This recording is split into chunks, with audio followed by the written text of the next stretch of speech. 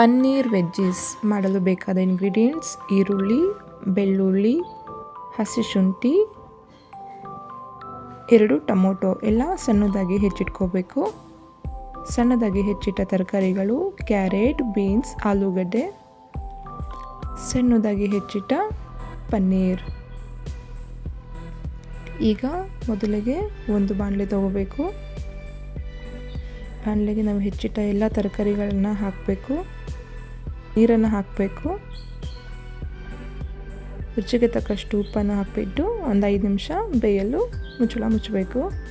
ಇದಾದಮೇಲೆ ಇನ್ನೊಂದು ಕಡೆ ಒಂದು ಬಾಣಲೆ ತೊಗೊಂಡು ಅದಕ್ಕೆ 3 ಟೇಬಲ್ ಸ್ಪೂನ್ ಕೊಬ್ಬರಿ ಎಣ್ಣೆಯನ್ನು ಯೂಸ್ ಮಾಡಿದ್ದೀವಿ. ನೀವು ಬೇರೆ ಯಾವುದಾದ್ರು ಆಯಿಲ್ನ ಯೂಸ್ ಮಾಡ್ಕೋಬೋದು. ಈಗ ಎಣ್ಣೆ ಚೆನ್ನಾಗಿ ಕಾದಿದೆ. ಇದಾದಮೇಲೆ ಮೊದಲಿಗೆ ಈರುಳ್ಳಿ,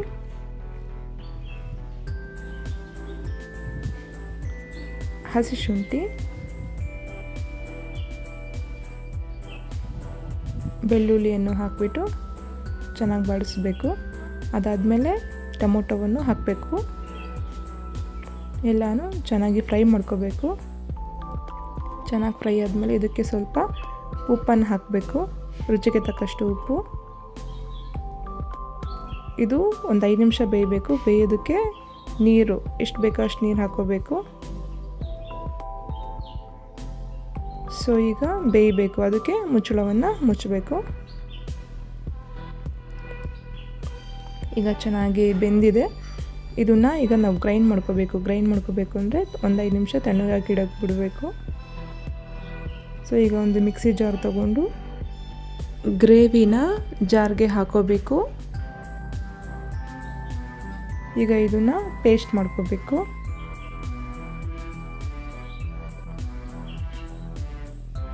ಈಗ ಚೆನ್ನಾಗಿ ಗ್ರೈಂಡ್ ಆಗಿದೆ. ಈಗ ಇದನ್ನು ಒಂದು ಬಾಣಲಿ ತಗೊಂಡು ಮಾಡಿರೋ ಪೇಸ್ಟ್ನ ಬಾಣಲಿಗೆ ಹಾಕೋಬೇಕು.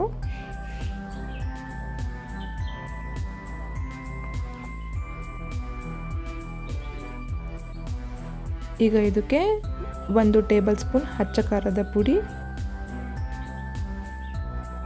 ಗರಂ ಮಸಾಲ 1 ಟೇಬಲ್ ಸ್ಪೂನ್, ಧನಿಯಾ ಪೌಡರ್ 1 ಟೇಬಲ್ ಸ್ಪೂನ್ ಹಾಗೂ ಹೆಚ್ಚಿಟ್ಕೊಂಡಿರುವಂತಹ ಪನ್ನೀರನ್ನ ಹಾಕಬೇಕು.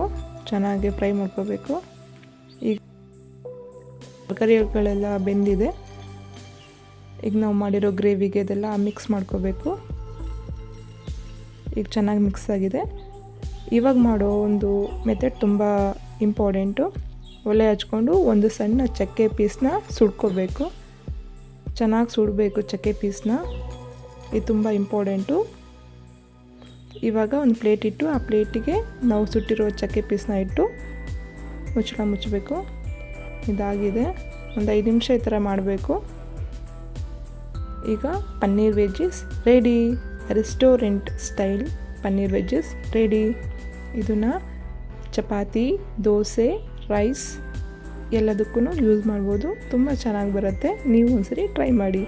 ನನ್ನ ಚಾನಲ್ನ ಫಸ್ಟ್ ಟೈಮ್ ನೋಡ್ತಾ ಇದ್ದರೆ ಲೈಕ್ ಮಾಡಿ, ಸಬ್ಸ್ಕ್ರೈಬ್ ಮಾಡಿ, ಸಪೋರ್ಟ್ ಮಾಡಿ.